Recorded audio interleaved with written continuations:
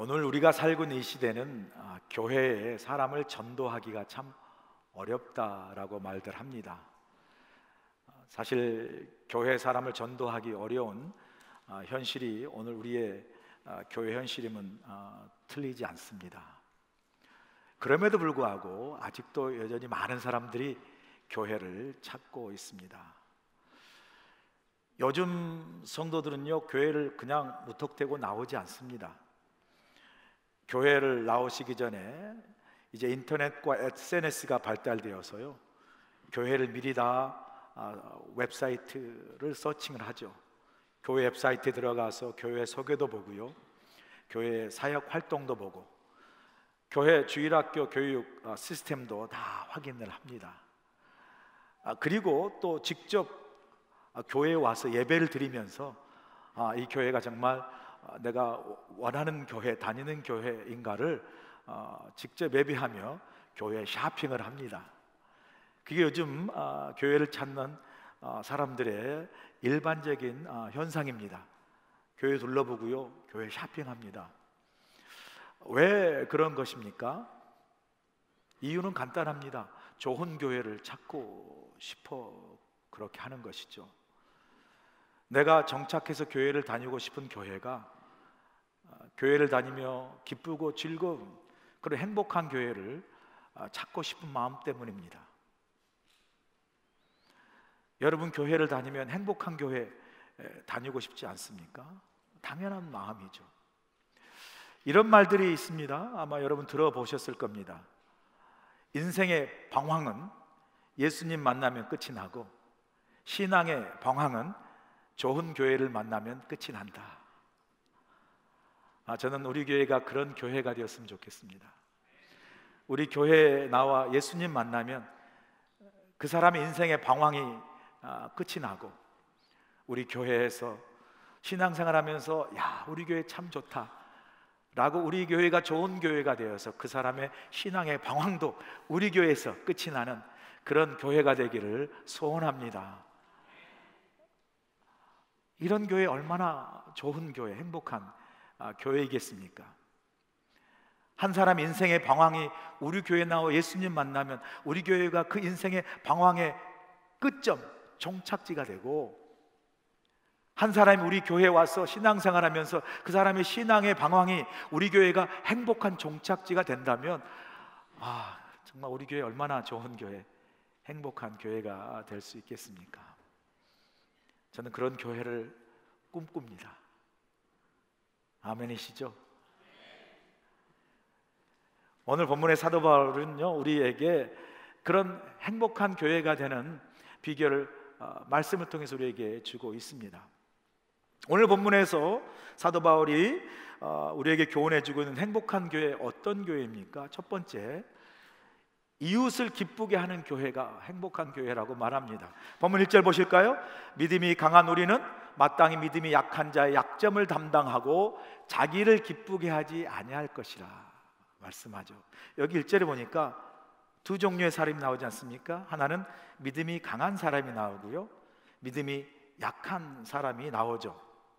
오늘 1절을 그냥 여러분이 쉽게 읽으면요, 1절을 이렇게 이해하기가 쉬워요. 믿음이 강한 사람이 믿음이 약한 사람의 약점을 담당해 주어야 하는구나. 믿음이 강한 사람이 믿음이 약한 사람의 믿음을 도와주어야 하는구나 라고 1절을 그렇게 이해하기가 쉽습니다. 틀린 말 아니거든요. 그러나 오늘 본문의 1절은 그런 의미의 말씀이 아닙니다. 만약 우리가 1절을 그런 관점으로 이해한다면요,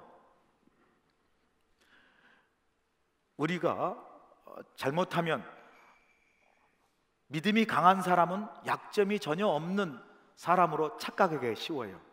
반대로 믿음이 약한 사람은 대단한 많은 약점이 많은 그런 사람으로 오해하기가 쉽다라는 거죠. 그렇게 해석하면요, 우리 신앙생활은 약점이 전혀 없는 믿음이 강한 사람이 되어야 한다라는 그런 목표를 갖기가 쉬워요.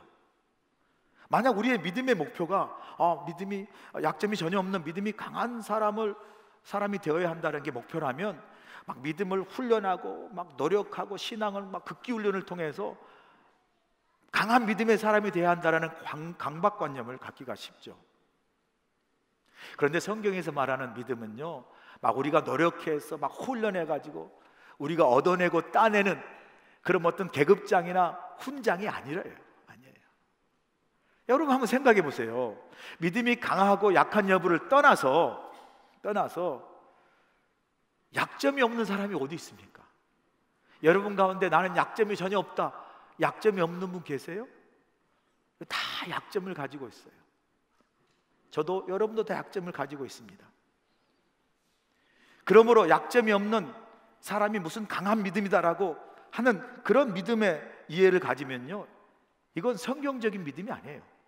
성경적인 믿음은 우리가 약점이 하나도 없는 강한 믿음이다라고 말하지 아니하고요, 오히려 거꾸로입니다. 성경의 믿음은요, 우리에게 우리의 약점과 연약함을 인정하라고 말씀합니다. 오히려 하나님께 고백하라고 이야기해요. 그래서 성경에서 말하는 믿음은 우리가 무슨 노력해서 완벽해져서 얻어내는 훈장이나 그런 계급장이 아니라 오히려 우리가 부족하고 연약하지만, 약점투성이지만, 그럼에도 불구하고 하나님의 은혜로 우리가 하나님을 믿을 수 있는 그 믿음을 하나님이 우리에게 선물로 주셨다고 말씀합니다. 할렐루야. 믿음은 하나님이 은혜로 주신 선물이지 여러분이 막 노력해가지고 얻고 따내는 그런 상장이 아니에요. 그런 점에서 오늘 1절에서 믿음이 강한 믿음이 강하다는 게 무엇인가를 제대로 이해하는 게 중요하죠. 1절에 보니까 믿음이 강한 우리를 누구라고 말합니까? 다시 1절 한번 보세요. 1절 보시면 믿음이 강한 우리는 마땅히 믿음이 약한 자 약점을 담당하고, 그 다음에 중요하죠, 자기를 기쁘게 하지 아니할 것이라 그래요. 여기 보니까 믿음이 강한 사람은 누구냐면 자기를 기쁘게 하지 아니하는 사람이라고 말씀하고 있지 않습니까? 여러분, 왜 이렇게 말하는 것일까요? 거꾸로 여러분, 믿음이 강한 사람이 가지기 쉬운 실수가 뭔지 아세요? 자기를 기쁘게 하는, 자기 만족, 자기 중심적인 신앙생활 하기가 쉽다라는 거예요. 믿음이 강하다고 하는 사람들이 물론 교회에서 신앙생활, 믿음생활 열심히 하는데 그게 자기 만족, 자기를 드러내는 자기중심적인 신앙을 가지기 쉽다라는 거예요. 그래서 그 열심히 자기를 자랑하고 자기의 강한 믿음을 다른 사람에게 드러내서 내 강한 믿음이 다른 사람보다 더 크고 낫다라는, 믿음이 강하다는 그 이유 때문에 자신의 믿음이 자기 교만과 자기 의를 드러내는 그러한 믿음으로 빠지기 쉬운 함정이 믿음이 강한 사람이 가질 수 있는 트랩이에요. 함정이에요. 이렇게 믿음이 강하다고, 그래서 자기 중심적으로 자기가 이렇게 큰 믿음, 강한 믿음을 가졌다라고 자기를 자랑하고 자기 의에 빠진 믿음은요, 항상 어떤 공식으로 빠지게 되냐면요, 자기는 항상 의롭고 옳아요. 그리고 다른 사람은 믿음이 약한 사람이기 때문에 뭐예요? 틀리고 잘못됐다라고 판단하고 정죄하는 신앙을 갖기가 쉽습니다. 그래서 믿음이 강한 사람은 믿음이 약한 어떤 다른 사람을 보면서 그렇게 어떻게 판단하죠? 자기처럼 열심히 하지 않고, 자기처럼 기도하지 않고, 자기처럼 예배하지 않고, 자기처럼 말씀 보지 않고, 자기처럼 헌신하지 않는다고 모든 걸 자기 기준으로 판단하고 또 다른 사람 믿음이 약하다고 정죄를 해요. 사도 바울은 이것이 진정한 믿음이 강한 사람의 모습이 아니라고 분명하게 말합니다. 그럼 오늘 본문에서 사도 바울이 그러면 도대체 믿음이 강한 사람은 어떤 사람이라고 말씀합니까? 그게 본문 2절에 나와 있어요. 본문 2절 보세요. 우리 각 사람이 이웃을 기쁘게 하되 선을 이루고 덕을 세우도록 할지니라 그래요. 사도 바울은 믿음이 강한 사람을 앞서서 자기를 기쁘게 하지 않은 사람이라고 말하고요, 2절에 와서 좀 더 구체적으로 말씀하지 않습니까? 믿음이 강한 사람 어떤 사람이라고요? 이웃을 기쁘게 하는 사람, 즉 다른 사람을 기쁘게 하는 사람이라고 말합니다. 왜냐하면 3절에서 주님도 자기를 기쁘게 하지 않으셨다고 주님의 예를 들어 말하지 않습니까? 그래서 이웃을 기쁘게 하고 다른 사람을 기쁘게 하는 그러한 것이 어떤 것을 의미하는 것이죠? 이웃에게 잘해주고, 이웃에게 뭐 좋은 일 해서 이웃과 잘 지내고, 또 다른 사람과 뭐 큰 트러블 없이 적당히 잘 관계 유지하면서 사는 것, 지내는 것, 이게 이웃을 기쁘게 하고 다른 사람을 기쁘게 하는 그런 의미의 말씀을 지금 사도 바울이 말하는 겁니까? 아니에요, 여러분. 내가 이웃에게 잘해주고 다른 사람과 뭐 큰 트러블 없이 적당히 잘 지내는 것도요, 엄밀히 말하면 내 만족을 위해서예요. 나를 기쁘게 하기 위한 또 다른 표현에 불과합니다. 그런 점에서 우리가 사도 바울의 믿음이 강한, 그래서 이웃을 기쁘게 한다는 게 뭐 이웃과 적당히 잘 지내고 이웃에게 큰 트러블 없이 다른 사람과 지내는 좋은 게 좋은 것이라는 의미를 말하는 게 아니라, 믿음이 강한 사람, 그래서 이웃을 기뻐하고 자기를 기쁘게 하자 이웃을 기뻐하고 다른 사람을 기뻐하는 그 진짜 의미를 2절 후반부에서 말씀하고 있죠. 2절을 다시 한번 보시죠. 우리 각 사람 이웃을 기쁘게 하되, 그 다음이 중요하죠. 선을 이루고 덕을 세우도록 할지니라 그래요. 믿음이 강한 사람, 그래서 이웃을 기쁘게 하고 다른 사람을 기쁘게 하는 그 본질은 어떤 거라고요? 선을 이루고 덕을 세우는 것이라 말하죠. 자, 선은 헬라어 말로요, 아가도스란 말인데, 이건 하나님의 선을 이루다라는 뜻이에요. 하나님의 선을 이루다. 이웃을 기쁘게 하는 것은 아가도스, 이웃에게 하나님의 선을 어떻게 베풀고 나누고 이루는 것을 의미한다는 거죠. 그리고 덕을 세운다 할 때 이 덕은 헬라어로 오이코도메예요. 오이코도메. 이 말은 원래 집, 건물을 의미하는데, 여기서는 하나님의 성전, 하나님의 사람을 의미하는 뜻으로요, 오이코돔에 덕을 세운다는 것은 어떤 이웃 사람, 내가 함께하는 이웃 다른 사람에게 하나님의 성전과 같이 하나님의 사람으로 세우도록 도와주는 것, 이게 바로 덕을 세우는 오이코도메라고 이야기해요. 자, 이 뜻을 종합해 보면 사도 바울은 본문에서 믿음이 강한 사람이 누구라고 이야기합니까? 믿음이 강한 사람은 이웃이나 다른 사람을 기쁘게 하는데, 그 의미는 이웃이나 다른 사람에게 하나님의 선을 어떻게 나누고 베풀고, 그리고 그 이웃 사람이 하나님의 성전으로 하나님의 사람으로 세워지는 것을 돕는 사람, 이게 믿음이 강한 사람이라는 거예요. 며칠 전에 제가 한 성도님과 대화를 했습니다. 그분이 대화하는 중에 우리 교회 새가족 새신자가 이제 교인 총회를 지나면서 뭐 여러분 다 아시겠지만 뭐 교회가 뭐 좀 시끄럽고 사람들이 서로 생각이 달라가지고 좀 복잡한 그런 걸 이제 경험하니까 교회 다니고 싶지 않다고, 그래서 교회를 안 다니겠다고 이제 아마 이야기를 한 것 같아요. 그 말을 들은 이제 그 집사님이 그 새가족이 교회를 안 다닌다고 이렇게 이제 이야기하니까 그분을 붙들고 하나님의 은혜로 그렇지 않아요 라고 위로하고, 또 정말 따뜻한 사랑으로 감싸주고, 또 열심히 믿음을 붙들어주고, 정말 신앙이 잃지 않도록 잘 권면을 해주어서 다행히도 그 새신자가 그래도 그냥 교회 주님 바라보면서 열심히 계속 다니겠어요 라고 마음을 돌이켰다라고 제게 그 말씀을 나눠주실 때 제가 얼마나 그분에게, 그 집사님에게 고맙고 감사했는지, 제가 대신 해야 될 것을, 제가 해야 될 것을 그 집사님이 대신해서 그 세 가족을 정말 아가도스, 하나님의 선을 위로하고 사랑으로 격려해줘서 참 베풀고 나누고, 오이코돔에 그냥 실족해가지고 교회 다니기 싫어하는 그분의 신앙을, 믿음을 잘 세워주도록 붙잡아줬다, 그 말씀을 듣고 정말 고맙고 감사했습니다.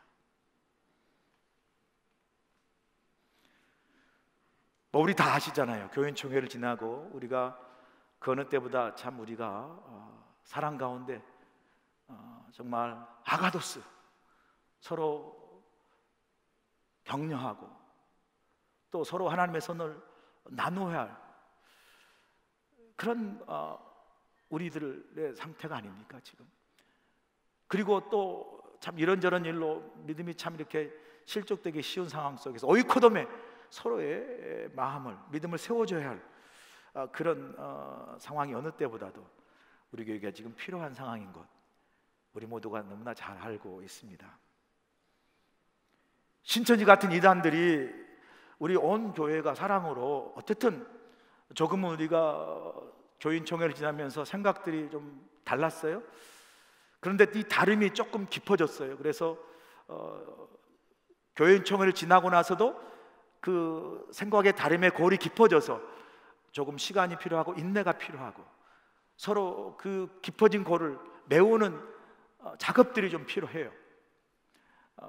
그런 과정에 열심히 애를 쓰고 노력하고 있는 거 제가 너무나 잘 알고요. 저 역시 그렇게 노력할 것이고 아마 여러분 모두가 열심히 함께 노력하고 계신 줄 제가 너무나 잘 알고 있습니다. 이런 우리의 하나됨과 사랑으로 하나될 것 서로 세워가는 아가도스로 오이코도메로 하나님의 선을 나누고 하나님의 사람을 세워가는, 믿음을 세워가는 귀한 일에 신천지 같은 이단들은 어떡합니까? 그 이단들은 우리 교회의 하나됨을 회파하고 그리고 이 상황 속에서 교회를 분열시키고 교회가 잘못되기를 원하고 그래 담임 목사를 무너뜨리기를 원하고 그리고 교회가 무너지기를 원하는 그런 신천지 같은 세력들이 있어요. 여러분 가운데 누가 우리 교회가 그렇게 되기를 원하겠습니까? 이럼에도 불구하고 하나 되기를 원하고 다시 세워지기를 원하죠. 혹시 그런 사람이 있으면 우리 교회는 아닙니다. 신천지입니다. 이단입니다. 우리 아침에 각자 우리 모두에게 한번 스스로 물어보기 원합니다. 나는 믿음이 강한 사람입니까? 나는 정말 아가도스, 하나님의 선을 나누고 베풀고 이루어가는 사람입니까? 오이코돔에 나는 정말 서로 하나님의 사람으로 세워지도록, 믿음이 세워지도록 서로 돕고 있습니까? 우리가 서로에게 아가도스로 오이코돔에로 하나님의 선을 이루고 하나님의 사람으로 세워지기를 원하는, 서로에게 믿음을 세워주고 믿음을 강하게 붙들어주는 그런 사람으로 우리가 우리 교회를 다시 공동체를 세워나갈 때 우리 교회는 넉넉하게 이런 어려운 상황 속에서 하나님이 기뻐하시는 행복한 교회를 만들어갈 수 있을 줄로 믿습니다. 두 번째 우리에게 주시는 행복한 교회 되는 비결은 그리스도를 본받는 교회가 될 때 가능하다라고 말씀합니다. 본문 5절 보실까요? 이제 인내와 위로의 하나님이 너희로 그리스도 예수를 본받아 서로 뜻이 같게 하여 주사 그래요. 자, 여러분, 지금 사도 바울이 그리스도 예수를 본받으라고 권면하고 있는 로마 교회는 어떤 교회입니까?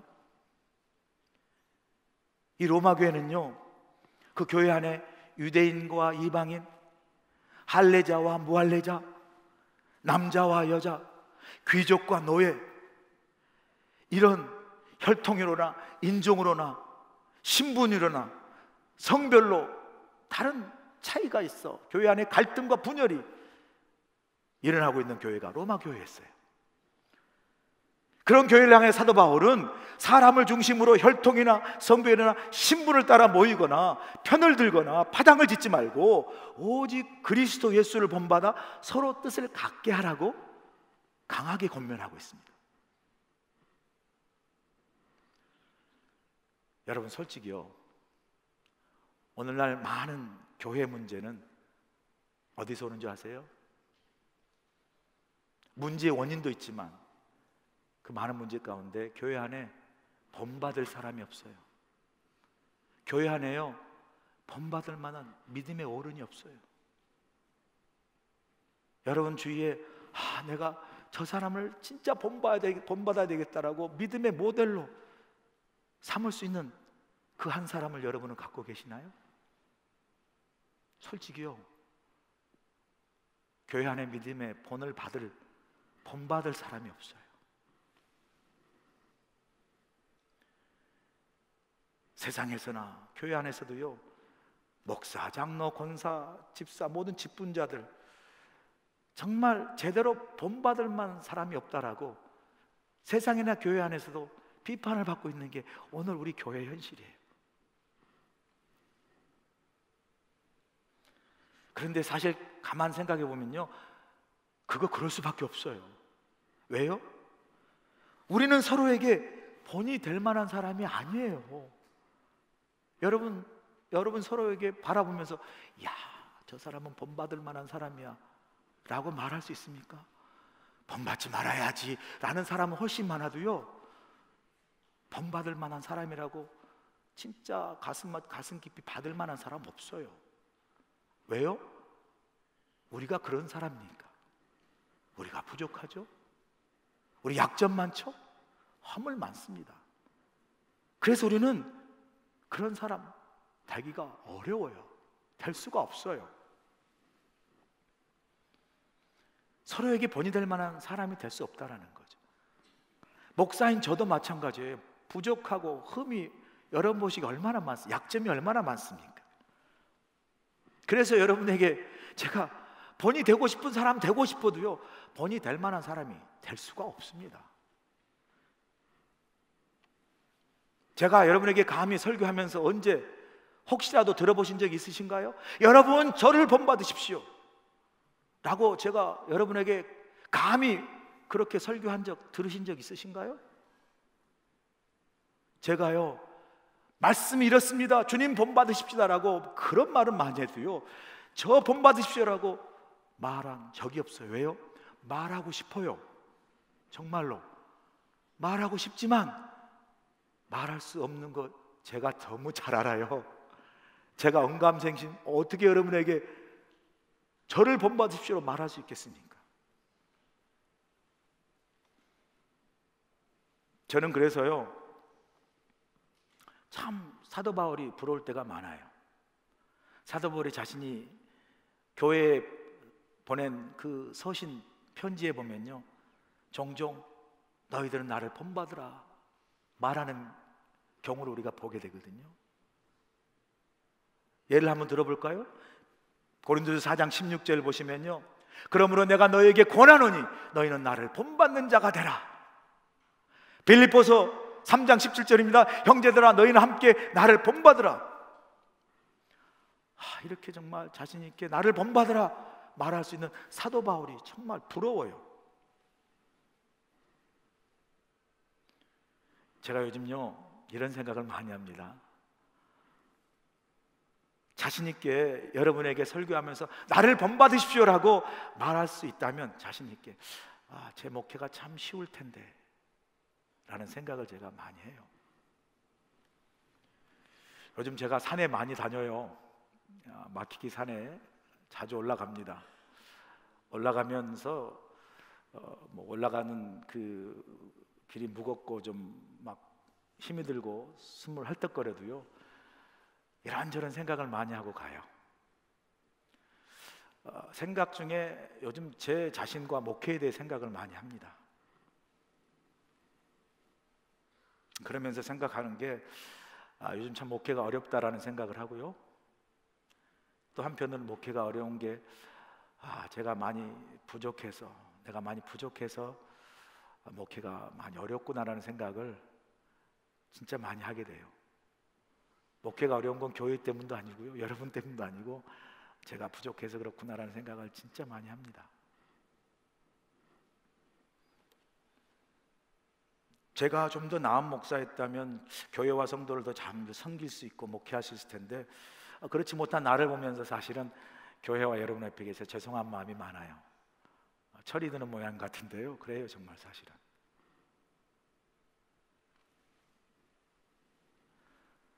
정말로 나를 본받으라 말씀하고 싶지만,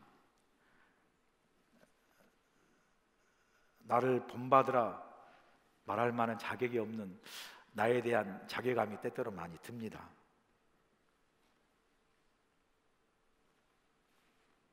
여러분은 어떻습니까? 여러분은 누군가에게 나를 본받으라 말할 수 있을 만한 그런 사람으로 여러분은 살아가고 있습니까? 누군가에게 이렇게 본이 되는 사람이 된다는 거 참 어려운 것 같아요. 아니, 어쩌면 사실 불가능할지도 몰라요. 우리 모두가 다 부족하고 허물 많고 약점이 많기 때문이죠. 그도 그럴 것이 그래서요, 사람을 본받으려면, 사람을 본받으려고 하면요 꼭 실망합니다. 여러분 혹시라도 뭐 그럴 일은 없겠지만 저를 본받으려고 하면요 200% 실망합니다. 100%도 아니고 200% 실망해요. 제가 좀 여기서 목사라고 설교해서 강단에 서니까 조금 여러분보다 그럴 일은 없겠지만 조금 나아 보여도요, 저 집에 가면요 와이프하고 싸우고요, 때로는 반찬 투정도 하고요, 밥 혼자 빨리 먹는다고 구박당하고요, 기다리지 않고 먹어버린다고 그러고요, 좀 집안 좀 정리하라고 그러고요, 진짜 여러분보다 훨씬 더 구박받고 살아요, 교회 집에서. 다른 거 없어요. 부족한 투성이에요. 사실은 그래요.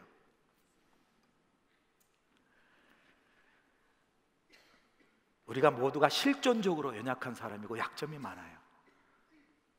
누가 누구를 본받을 수 있겠습니까? 그래서 사도 바울은 우리의 그 연약한 실존을 알기 때문에 오늘 본문에서요 사람을 본받으라 말씀하지 아니하시고 본문에 보니까 우리에게 예수 그리스도를 본받으라고 말씀하세요. 그리고 예수 그리스도를 우리가 본받을 때 일어나는 특징이 하나 되는 역사가 일어난다라고 이야기합니다. 사도 바울은 그걸 누구보다 잘 알았어요. 왜냐하면 당시 고린도 교회가 이런 문제를 안고 있었거든요. 사람을 중심으로 모여가지고 사람끼리 편이 갈려서 교회 안에 갈등하고 싸웠던 고린도 교회를 사도 바울은 직접 경험했거든요. 고린도서 1장 12절 보세요. 내가 이것을 말하거니와 너희가 각각 이르되 나는 바울에게, 나는 아볼로에게, 나는 게바에게, 나는 그리스도에게 속한 자라 한다는 것이니, 그래요. 세번역 성경을 읽어볼까요? 다름이 아니라 여러분은 저마다 말하기를 나는 바울 편이다, 나는 아볼로 편이다, 나는 게바 편이다, 나는 그리스도 편이다 한다고 말하고 있지 않습니까? 이렇게 사람을 중심으로 편을 가르고 파당을 짓는 이 고린도 교회의 갈등과 분열을 바라보며 사도 바울이 이렇게 강하게 책망합니다. 고린도서 1장 13절 계속 보실까요? 그리스도께서 어찌 나뉘었느냐? 바울이 너희를 위하여 십자가에 못 박혔으며 바울의 이름으로 너희가 세례를 받았느냐 그래요. 사람을 중심으로 내 편 파가 갈려진 그 고린도 교회 성도를 향해서 사도 바울이 말하지 않습니까? 예수 그리스도가 갈라졌냐? 아볼로, 베드로, 게바를 예를 들지 않고 바울 자신을 예를 들면서 자신을 따르는 사람과 그 다른 사람을 따르는 많은 사람들에게 아니 바울인 내가 십자가 못 박혀 죽었는가? 죽었냐? 바울인 자신이 내가 내 이름으로 세례를 주었습니까? 고린도 교회 반문하면서 책망하지 않습니까? 그러면서 바울은 자신도 아니고 아볼로도 아니고 게바인 베드로도 아니고 오직 예수 그리스도 안에서 고린도 교회가 하나됨을 이루어야 한다고 말씀하고 있는 거예요. 그러면서 오늘 본문에 보니까 교회가 예수 그리스도 안에서 하나됨을 이루는 모습을 사도 바울은 이렇게 표현합니다. 본문 6절 보세요. 한 마음과 한 입으로 하나님 곧 우리 주 예수 그리스도의 아버지께 영광을 돌리게 하려 하노라 그래요. 한 마음과 한 입을 가지고 하나님께 영광을 돌리며 하나가 되라고 말씀합니다. 저는 이 말씀을 묵상하면서 마음이 참 힘들었어요. 조금은 불편했습니다. 왜냐하면요, 솔직히 말하면 우리가 교회 안에서 모든 성도가 한 마음을 가지고 한 입으로 한 뜻을, 같은 뜻을 가지기 어렵거든요. 사실 어찌 말하면 불가능해요. 이건 북한 김정일 공산국가나 가능하지. 여러분, 우리가 어떻게 우리 모두가 한 마음을 갖고 한 입으로 똑같은 말하고 어떻게 그 한 마음 한 입으로 똑같은 생각을 가질 수 있겠습니까? 불가능합니다. 그런데 왜 사도 바울은 어차피 우리가 한 입, 한 마음, 한 뜻을 가질 수 없는데 왜 불편하게 이루어지지도 않는 그 일을 우리에게 요구할까? 저는 사실 이 말씀이 불편했습니다. 여러분도 들으면 불편하잖아요. 제가 설교해도 아이고 우리가 어떻게 한 마음 한 입 한 뜻으로 같은 뜻을 가질 수 있겠습니까? 어렵습니다. 가능하지도 않는 일을 왜 우리에게 요구해서 마음을 불편하게 하냐고요. 그런데 오늘 말씀을 잘 묵상해 보니까 사도 바울 역시 이것이 가능하지 않음을 알았어요. 그래서 잘 보시면 사도 바울 우리에게 우리가 한 마음, 한 생각, 한 입, 한 뜻을 가지고 다 똑같이 하나 되고 똑같이 통일하라고, 똑같이 같은 뜻을 가지라고 말하는 게 아니에요. 오늘 보면 잘 보세요. 사도 바울 우리에게 한 마음, 한 입으로 똑같은 생각을, 뜻을 가지라고 말한 게 아니라 그게 어려운지 알기 때문에 거기에 하나됨이 아니라 이 한 마음 한 입으로 서로 같은 뜻을 품기가 어렵지만 그러나 무엇을 위해서? 6절에 보니까 하나님 곧 우리 주 예수 그리스도 아버지께 영광을 돌리는 일에 있어서 어차피 우리 한 마음 한 입 그리고 같은 생각 같은 뜻 못 가져요. 그럼에도 불구하고 우리는 어떻게 하나 될 수 있어요? 그 다른 생각, 다른 마음, 다른 뜻을 가졌다 할지라도 우리의 궁극적인 목적인 우리 각자가 하나님의 영광, 하나님의 영광을 위해서는 하나가 될 수 있음을 사도 바울은 선포하고 있어요. 할렐루야. 하나님의 영광을 위해서 우리 자기 생각, 자기 주장, 자기 영광을 위해서는 절대 하나 안 됩니다. 왜요? 내 생각 아니면 받아들일 마음 없어요. 내 결정한 결정 외에 수용할 마음 없습니다. 우리 경험하셨잖아요. 여러분 정한 생각, 정한 마음 바꾸셨나요? 거의 다 자기 생각 그대로 했어요. 그 믿음 좋아요. 틀리잖아요. 그러나 우리 생각, 우리의 영광, 우리의 결정은 하나 되지 못해도 궁극적으로 하나님의 영광을 위해서는 하나 될 수 있음을 사도 바울은 우리에게 말씀해 주고 있는 거예요. 말씀해 주고 있는. 여러분 우리가 총회를 지났죠? 저 총회 이야기를 정말 하고 싶은 마음이 없습니다. 별로. 그러나 우리가 동성애 관련된 교단 탈퇴 문제를 가진 교인 총회를 가졌는데 교인 총회를 끝나고 우리가 생각이 많이 달라도 그래서 다른 대로 우리 스스로가 결정한 대로 했잖아요. 그래서 어떤 결정이 나왔죠. 기다리자고 결정이 나왔죠.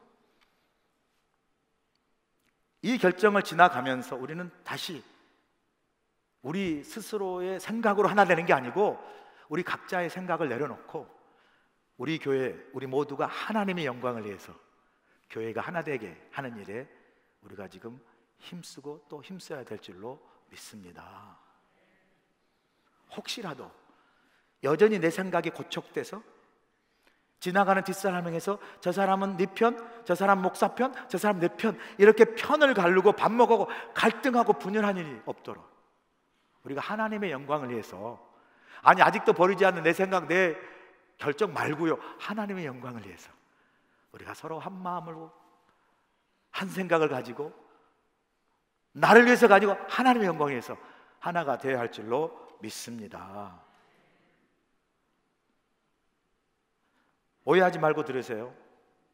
우리 교회가 이렇게 동성애 문제로 홍역을 치는 것처럼 미국 장로교인 PCUSA, 미국 장로교 PCUSA 장로교단도 약 10여 년 전에 똑같은 동성애 문제로 홍역을 치렀습니다. 미국 PCUSA 장로교회에 한국 한인 장로교회들이 많이 속해 있어요. 그 교회 중에 하나가 시애틀에 있는 권준 목사님 담임하고 있는 형제교회입니다. 형제교회가 미국 PCUSA에 속한 장로교회입니다. 지금 3,000명이 넘는 큰 교회로 계속 성장하고 있죠. 여러분 PCUSA가요 10여 년 전에 아예 교단 헌법 그리고 교단이 동성애를 찬성하는 교단으로 바뀌어버렸습니다. 그 PCUSA 장로교에 속해 있는 한인 장로교회들이 얼마나 기가 막히고 얼마나 교회가 그 일로 힘들었겠습니까? 뭐 교단 탈퇴하자 당연한 거죠. 그래 교단 탈퇴하려고 예를 썼죠. 결론적으로 말하면 지금 우리 교단은 만약 교단 탈퇴하려면 우리 연에서는 재산 50%를 내라고 요구하고 있습니다. 당시 PCUS 교회가 한인교회가 탈퇴하려면 교회 전체를 놓고 나가라고 규정했습니다. 결론은 시애틀 형제교회는 나가지 못했습니다. 교단 탈퇴 못했습니다. 그러면 그 동성애 찬성하는 교단 속에 있는 시애틀 형제교회는 어떻게 됐을까요? 교회가 그것 때문에 탈퇴하지 못해서 분열되고 교회가 갈등하고 싸워서 그래서 교인들이 다 나가가지고 교회가 어떻게 문 닫았을까요? 그렇지 않습니다, 여러분. 지금도 시애틀 형제교회는요 계속 부흥하고 있습니다. 여러분 오해하지 마세요. 여전히 그 교회는요 동성연애 반대합니다. 성경적인 진리와 가르침을 믿고 고백하는 그런 교회입니다. 교단 신학과 상관없이 계속해서 주의 복음을 증거하고 전파하는 순수한 믿음을 지키고 성경을 지키는 그 진리에 선 교회입니다. 그 교회 열심히 아직도 복음 증거하고 부흥하고 있어요. 제가 그 교회 페이스북 보니까요 올해 지금까지 2,559명이 교회를 방문했더라고요. 여전히 2,559명이 교회를 방문하고 있어요.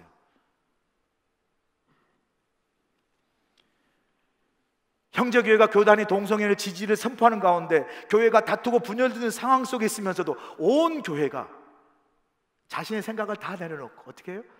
주의 몸된 교회와 하나님의 영광을 위해서 한마음 한님으로 교회를 잘 지키고 세워나간 거예요. 그래서 교회가 든든히 서가고 오히려 부흥돼서 하나님께 지금도 영광을 돌리고 있습니다. 오해하지 마세요. 아, 목사님이 우리 교단 탈퇴하지 말라고 이런 말 하는 오해하지 마세요. 우리 교회는요 그 형제교회에 비해서 훨씬 더 상황이 좋습니다. 우리 교단은요 우리 물론 교단 안에 동성애자인 감독이 2명 있어요. 동성애를 찬성하는 교회도 있습니다. 그러나 우리 연합감리교회는 아직도 교단 헌법에 성경적인 가치와 결혼관을 말씀대로 지키는 그런 전통주의 교단입니다. 아직 바뀌지 않았어요, 여러분. PCU에서도 훨씬 나아요. 형제들 교회 훨씬 나아요, 우리 상황은.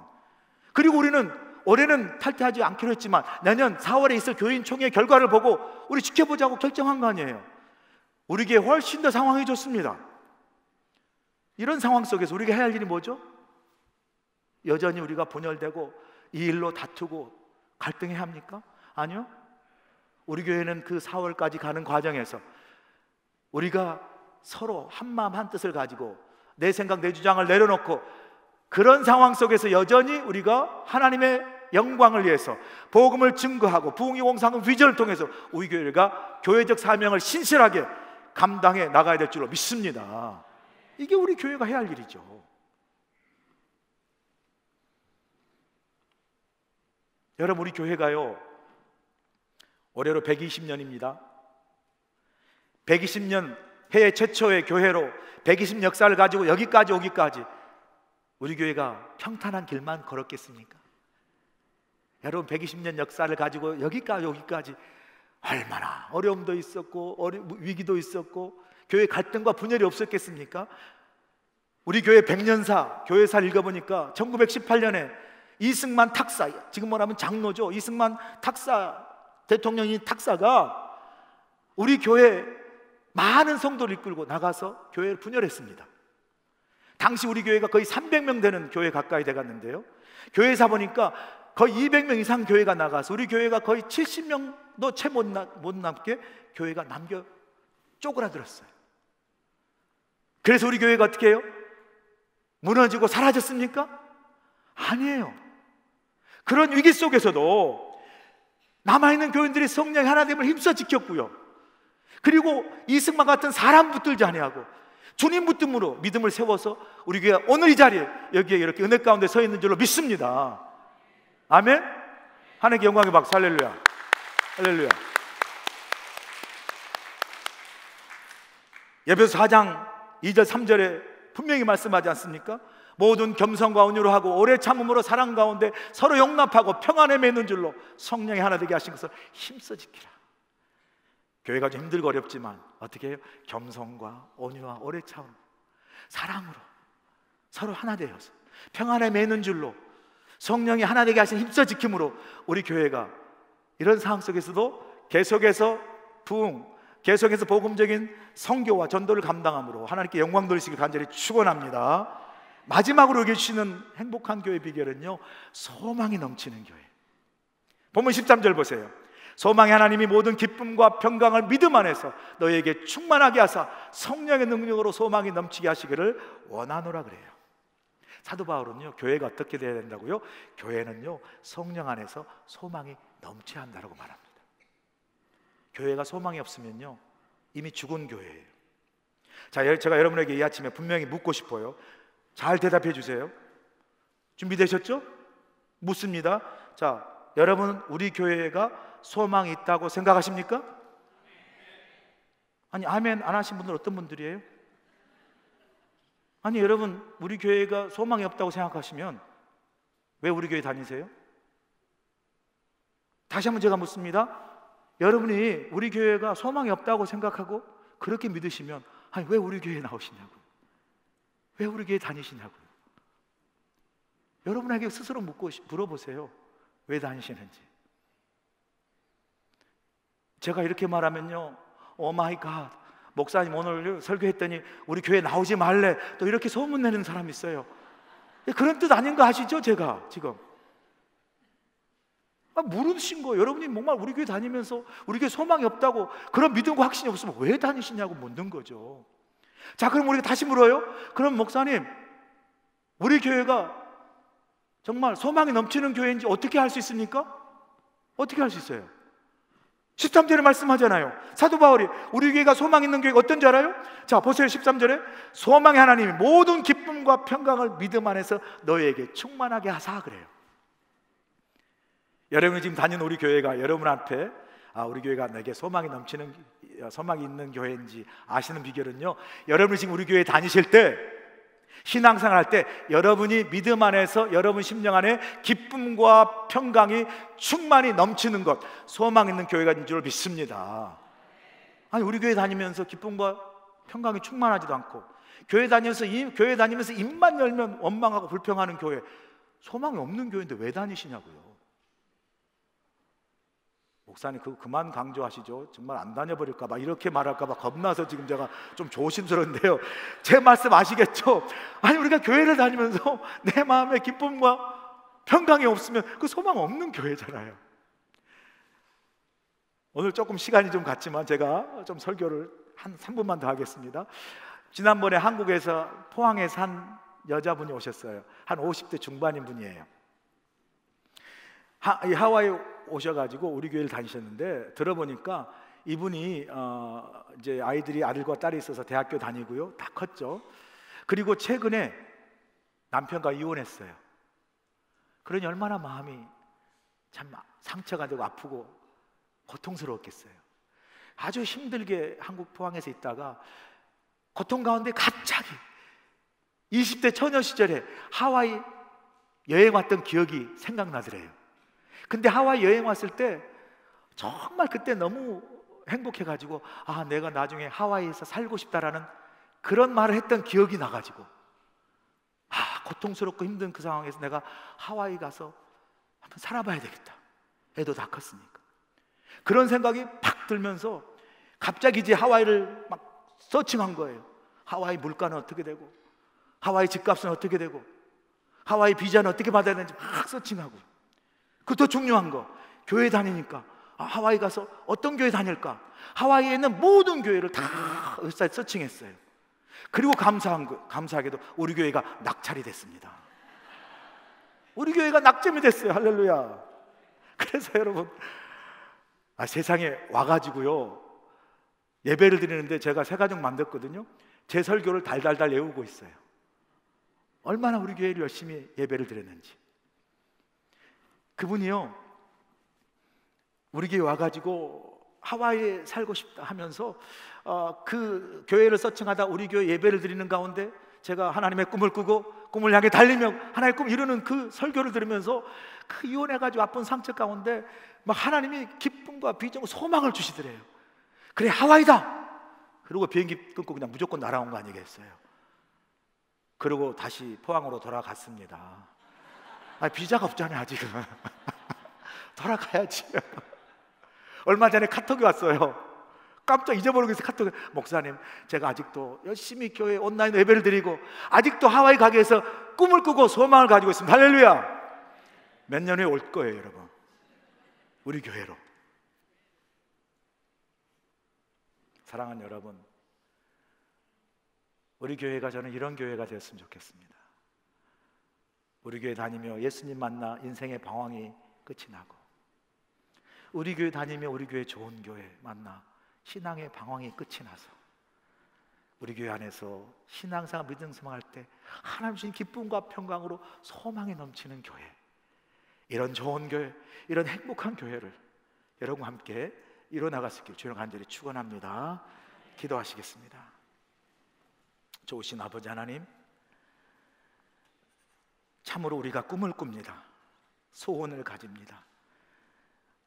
하나님이 기뻐하시는 좋은 교회, 우리 모두가 행복할 수 있는 교회가 될 수 있도록 우리 모두를 하나님 붙들어 주시고, 우리 교회를 아가도스 하나님의 선을 이루고 오이코돔에 서로서로를 하나님의 사람으로 세워가는 좋은 교회, 행복한 교회를 함께 만들어 나갈 수 있도록 축복하여 주시옵소서. 예수님의 귀하신 이름으로 기도합나이다. 아멘. 이제는 우리 주 예수 그리스도의 크신 은혜와 우리 하나님 아버지의 무한하신 사랑하심과 성령님의 감화, 감동, 역사하심이 하나님, 우리 교회가 하나님이 기뻐하시는 좋은 교회, 모든 사람들이 우리 교회에 만나 신앙의 방황이 끝나고 무엇보다도 주님 만나 인생의 방황이 끝이 나는 행복한 교회 만들어 나갈 수 있도록 하나님, 우리 모두를 하나님 아가도스 사랑 안에서 하나님의 선을 이루고 오이코돔에 서로가 하나님 믿음으로 세워가는 그러한 하나님이 기뻐하시는 행복한 교회를 함께 만들어 나갈 수 있도록 성령 하나님 우리와 함께하여 주시옵기를, 동행하여 주시옵기를, 축복하여 주시옵기를 예수님의 귀하시는 받들어 간절히 축원하옵나이다. 아멘.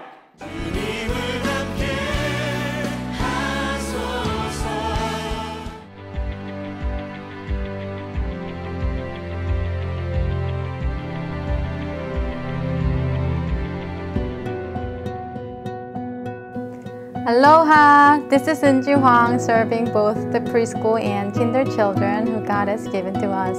We raise our children with the love of God along with wonderful teachers. We're sharing the gospel in various ways so that our children can easily learn the words of God. We are gladly serving our children so that they can experience joy, happiness, and God's love through our ministry. I hope to see you soon. Mahalo! Aloha and welcome. I am Director Ellen No for Awana and Elementary Ministry. Together, teachers and I work together to strengthen our children's faith walks through the words of God, praise, and fellowship. Awana is a global program designed for the discipleship of over 4 million children. We invite you to join us in Awana and Sunday worship, and we look forward to seeing you soon. God bless you all.